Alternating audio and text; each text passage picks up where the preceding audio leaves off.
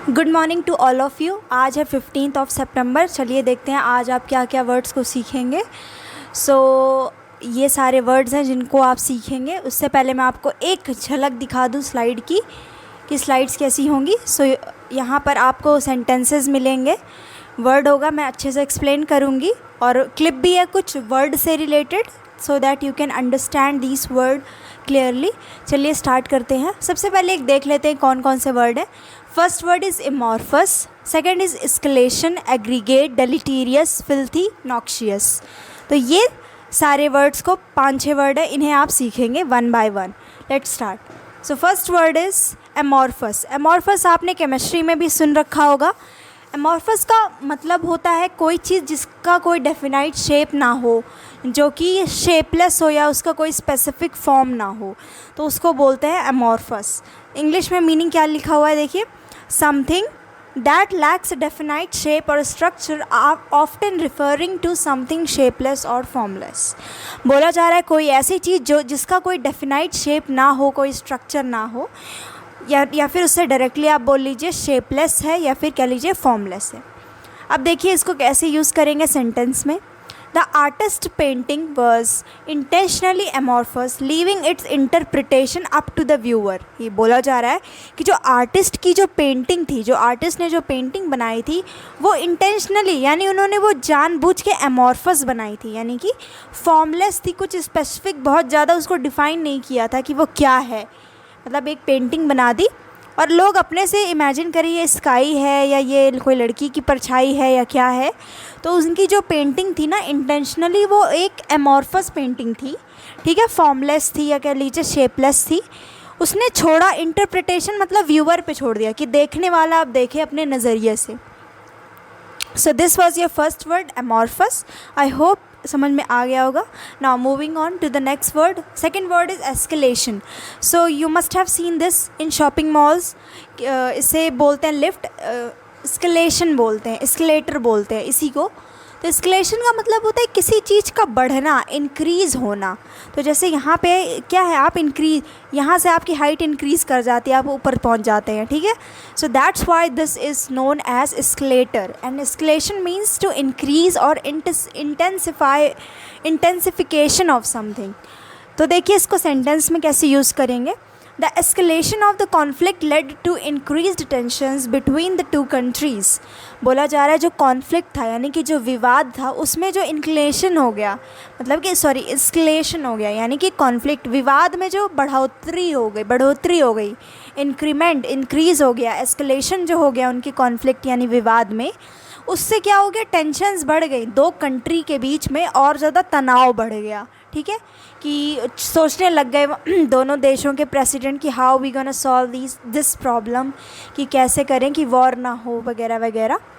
So this was your second word escalation. Now moving on to the next word. So third word is exemplify. Example होता है ना, वैसे ही आपको उससे याद करना है exemplify. When you exemplify something, you provide more example to make sure the other person understand what you are trying to say। यानी कि अगर मैं कुछ कहती हूँ, जैसे कि मैं आपको ये वर्ड सिखा रही हूँ, तो इसको सिखाने के लिए मैं आपको एक्स्ट्रा सेंटेंस प्रोवाइड कर रही हूँ, यानी कि मैं अपने बातों को एग्जाम्प्लीफाई कर रही हूँ और ज़्यादा, ठीक है। एग्जाम्प्लीफाई मीन्स इलस्ट्रेट करना किसी कॉन्सेप्ट को और ज़्यादा क्लियर, बेहतर तरीके से एग्जाम्पल प्रोवाइड करके। So example for this word is the volunteers dedication exemplifies the spirit of community service। बोला जा रहा है जो वॉलंटियर्स थे उनका जो डेडिकेशन था वो दिखाता है, एग्जाम्पल देता है कि उनकी स्पिरिट क्या थी, मतलब कि कम्युनिटी सर्विस के प्रति वो कितने, मतलब कि अच्छे से उन्होंने किया। यानी कि द वॉलंटियर्स डेडिकेशन, जो वॉलंटियर क्या होते हैं, अपनी मर्ज़ी से जो हेल्प करते हैं कहीं पे, तो उनकी डेडिकेशन से पता चलता है कि उसकी सर्विस कितनी अच्छी है, ठीक है, कि कम्युनिटी सर्विस की स्पिरिट क्या है। नेक्स्ट वर्ड इज़ एग्रीगेट, ठीक है। जब ये मैं सीरीज़ को पहले भी किया करती थी तो इस वर्ड को मैंने बहुत पढ़ा रखा है। द हिंदू में क्या होता है ना कि कुछ दिन के बाद ना वर्ड आपको लगेगा रिपीट होने लग गए हैं, क्योंकि बहुत यूनिक वर्ड नहीं होते हैं। तो द हिंदू से क्या होता है कि स्पोकन इंग्लिश में डेली बेसिस पे काफ़ी सारे वर्ड मिल जाते हैं, but for any exam, if you are preparing for any exam, then you will also need additional book for vocabulary, but this series will help you in more understanding. तो क्या होगा कि comprehension में ज़्यादा understanding के लिए ये सही रहेगा, जो भी कॉम्प्रिहेंशन या क्लोज टेस्ट इस टाइप की उनमें हेल्प करेगा. सो एग्रीगेट का मतलब होता है टोटल या फिर होल, कंप्लीट. सो सेंटेंस क्या है जैसे कि कोई चीज़, कोई पार्टी थी, तो उसमें कोई पूछे कि पूरा खर्चा कितना आया है, तो पूरा के लिए क्या है, एग्रीगेट वर्ड यूज़ होगा. सो इसके लिए सेंटेंस है the aggregate data shows the overall performance of the company over the past years. बोला जा रहा है कि ये डेटा जो है वो शो करता है, एग्रीगेट मीन्स टोटल परफॉर्मेंस को, कंपनी की पास्ट ईयर्स यानी पिछले कुछ सालों में कंपनी ने कैसा परफॉर्मेंस दिया है, कैसी परफॉर्मेंस रही है उस कंपनी की, तो कैसे परफॉर्म किया है, उसका एग्रीगेट डेटा यानी कि टोटल डेटा है ये. ठीक है. फिर नेक्स्ट वर्ड है फिल्थी. फिल्थी का मतलब हिंदी में होता है, शुद्ध हिंदी में होता है मैला, unclean. The restroom was so filthy that no one wanted to use it. बोला जा रहा है कि जो रेस्ट रूम था इतना ज़्यादा फिल्थी था कि उसको कोई यूज़ नहीं करना चाहता था. ठीक है. फिर ये है नॉक्शियस. नॉक्शियस का मतलब होता है हार्मफुल या फिर poisonous. The noxious fumes from the factory led to respiratory problems for the nearby residents. बोला जा रहा है कि हार्मफुल जो फ्यूम्स था यानी कि धुआं था, उसने जो फैक्ट्री से आ रहा था उसने क्या किया, रेस्पिरेटरी प्रॉब्लम्स क्रिएट कर दी जो नियर बाय यानी आसपास के जो भी रेजिडेंट्स थे उनके लिए. तो ये था आपका शायद से लास्ट. ओके, ये भी नॉक्शियस का ही सिनोनिम्स है और फिल्थी का सिनोनिम्स है. डिलीटीरियस का मतलब कोई चीज़ जो कि हार्मफुल हो, डैमेजिंग इफ़ेक्ट हो जिसका. ठीक है. तो सेंटेंस है the deleterious effects of smoking on one's health are well documented. बोला जा रहा है कि जो डिलीटीरियस इफ़ेक्ट था स्मोकिंग का एक इंसान की शरीर पे, हेल्थ पे, वो वेल डॉक्यूमेंटेड है. ठीक है. तो ये था डिलीटीरियस.